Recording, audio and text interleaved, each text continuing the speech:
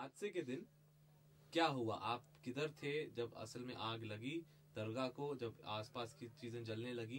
8 تاریخ کو میں سری نگر تھا. میرا بچہ بیمار تھا. میں اس کو ڈاکٹر کو دکھانے کے لیے سری نگر چلا گیا تھا. حالانکہ یہاں سے مجھے 10 کلومیٹر ناگام تک پیدل سفر کرنا پڑا.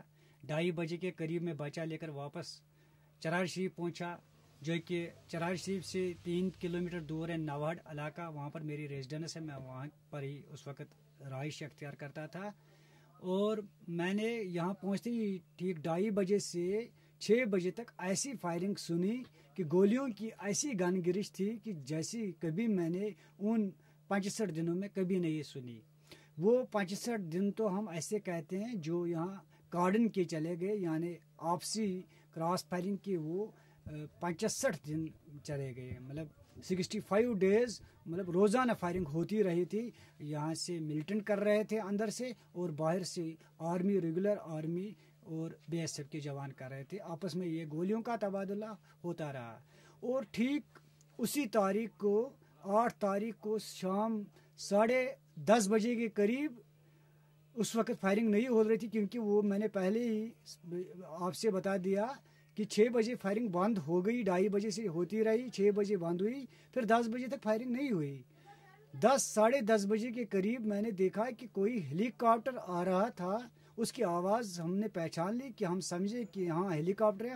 ہم کھڑکی سے جھانکنے لگے تو چرار شریف کی طرف دیکھا تو اس وقت ایک ہیلی کاپٹر چرار شریف کی جتنی بھی بستی ہیں اس کے اوپر سے گزر رہا تھا. مطلب وہ چکر کاٹ رہا تھا. تو تبھی اس وقت آگ نمودار نہیں ہوئی تھی.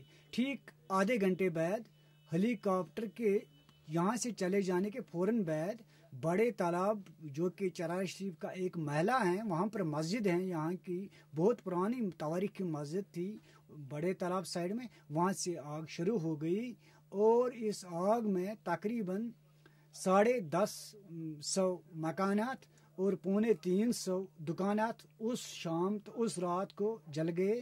اور یہ چرار شریف کا یوں نصب آبادی والا علاقہ خاکستر ہو گیا، یعنی آگ کے شعلوں میں تبدیل ہو گیا. اس کے بعد ٹھیک 10 تاریخ کو دن بھر ملٹنٹوں اور فوج کے درمیان فائرنگ ہوتی رہی.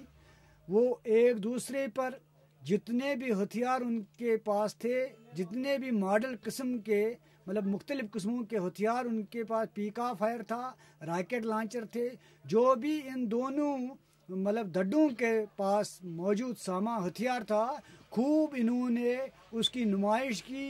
اور ایسا لگ رہا تھا کہ چرار شریف جنگ کا سا سما پیش کر رہا ہے.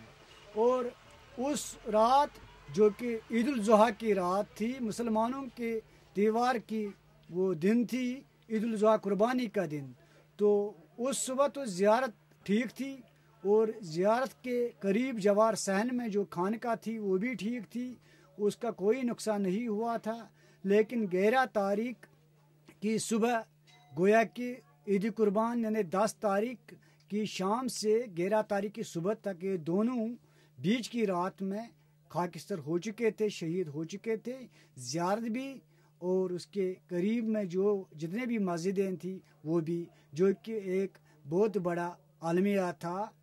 ہم لوگ اس دن سے اس دن تک حکومت سے یہی گزارش کرتے آئے کہ چاہے یہ حادثہ پہلے تو یہ نہیں ہونا چاہیے تھا، کیونکہ یہ بہت تاریخی زیارت تھی، اس کو جلنے یا اس پر کوئی کسی قسم کی آنچ نہیں پہنچنی چاہیے تھی.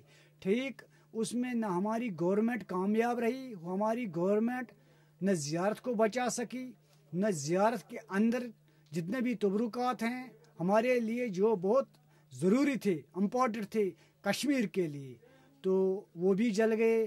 تو اس سے بڑھ کر وہ خدا کا گھر جو اسے کہتے ہیں خانقاہ، تو وہ جل گئی، جو کہ وہ خانقاہ تھی مسجد شریف زین العابدین بادشاہ کی تعمیر کردہ تھی.